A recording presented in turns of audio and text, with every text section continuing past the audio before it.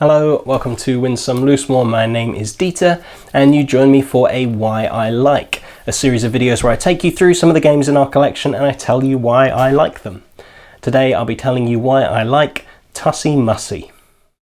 Tussie Mussie is a simple, literally very small game by designer Elizabeth Hargrave, who also designed the very popular Wingspan. It's a very simple little card game about flowers.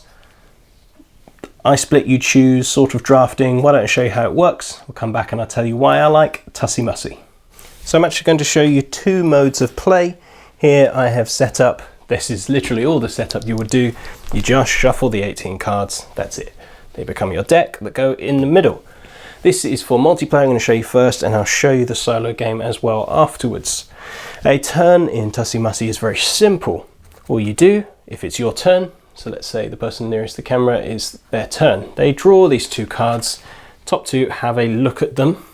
Each one has a colour, a name, a power, and possibly a heart. So these each have different scoring. So the yellow one here, the honeysuckle, 1 point for each card adjacent to this one in your bouquet. And this one 2 points if you have exactly two cards in your bouquet. Now a bouquet at the end of the game will be your face-up cards. There's also keepsakes, which will be your face-down cards. But how do you get those? Well, after I've looked at these, I offer the person on my left these two cards. I'm going to offer one face up and one face down. And we offer it to them and they go, well, that's got a heart on it. That's about having ones in your bouquet and this will add one to my bouquet. Okay, they're going to take the face up one. So then I keep the face down one. I can check it at any time, but it does stay face down. So now this person becomes the active player. And again, they look at them and they offer this person, which one would you like? The gardenia that you know, which says 1 point for each of your keepsakes, the face down, or something you don't know. And they're actually going to gamble and keep that. So they gain, so you always go left to right, they gain the gardenia. They now have two cards in their bouquet. If they want the peony to score, they're going to need some in their keepsakes. This person looks, and so on and so forth.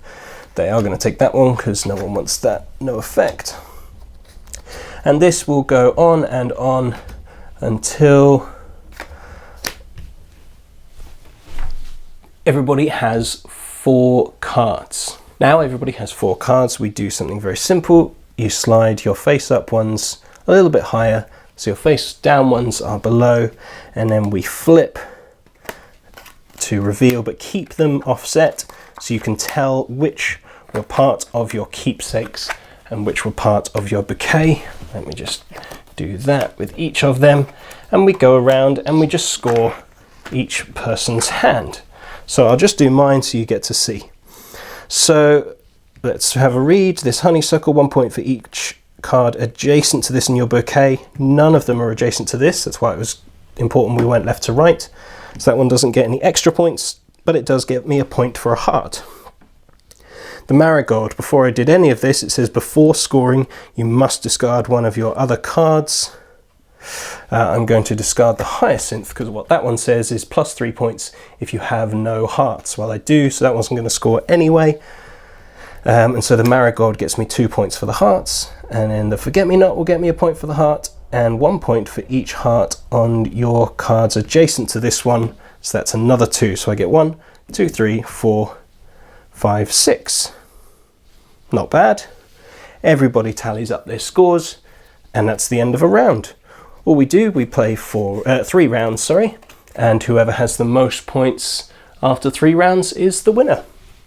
The solo game works very similarly, but we've introduced a second deck of cards. These are instructions on how to present. So at the beginning of each turn, I am going to look at these. So I always get 2 cards out, as it says deal 2. But now I choose whether to place them face up for both of us or face down for both of us. I'll give you another one as well so you can see. That one actually gives me no choice there.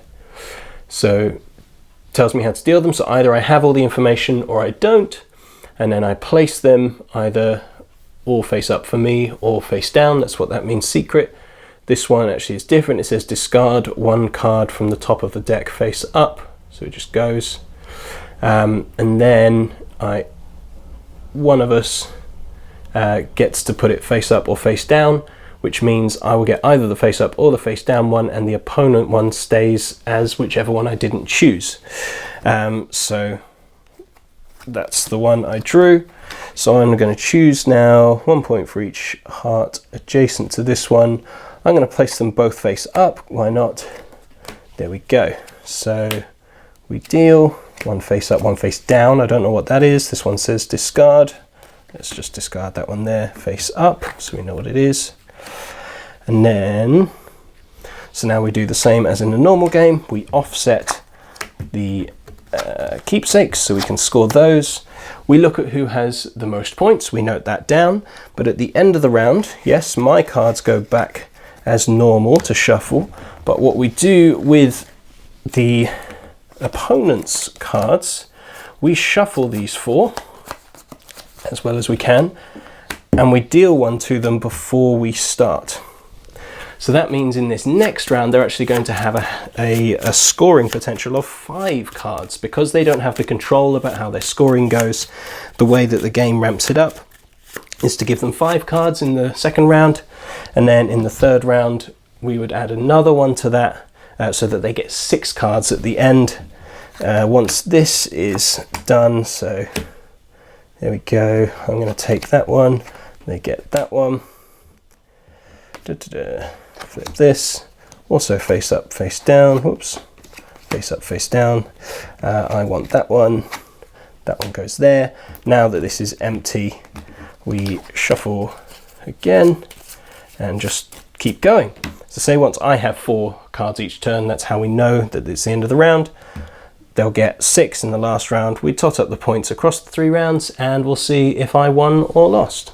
So why do I like Tussie Mussie? Well, it's a lot of game in a very small package. That's the first thing. This company, Button Shy, makes these little wallet games. That's what they do. It's their thing. And the ones that I've played from them are really good. They're very simple. They're not trying to pack a massive, very deep, complex game. Just a lot of fun gameplay into just 18 cards. And it works really well.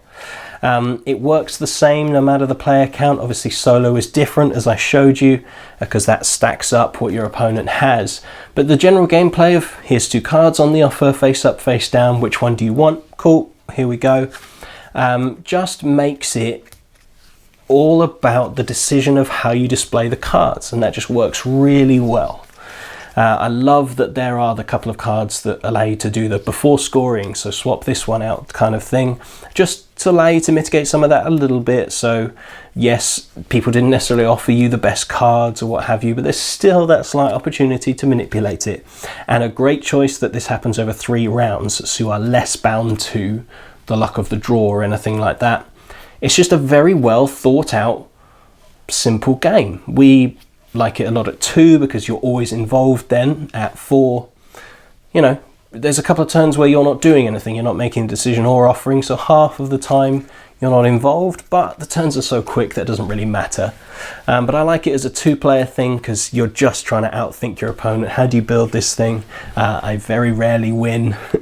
Solo I'm getting better at, but as a multiplayer game I don't win because I'm not very good at outthinking people, but I enjoy that process, that you're only going for 4 cards, it's going to be very quick, that if you don't win it doesn't matter, just play again.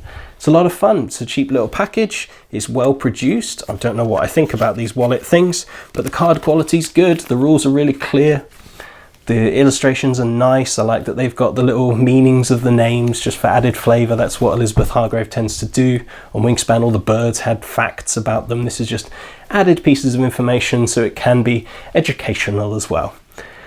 So it's a lot of fun in not a lot of package, but a great little game. I do recommend it. It's a lot of fun. That's why I like Tussie Mussie. Thank you very much for watching. If you've enjoyed this, check out the playlist of all the other Why I Likes of the games that I've talked about. Do consider subscribing to the channel if you don't already. Hit the bell icon so you stay updated when we put out new material. You can follow us on social media. We are on all the usual platforms, Twitter, Facebook, Instagram. By searching Win Some Loosemore, I'm sure you will find us. It'd be great to hear from you. I look forward to seeing you again. For now, I've been Dieter for Win Some Loosemore. Goodbye.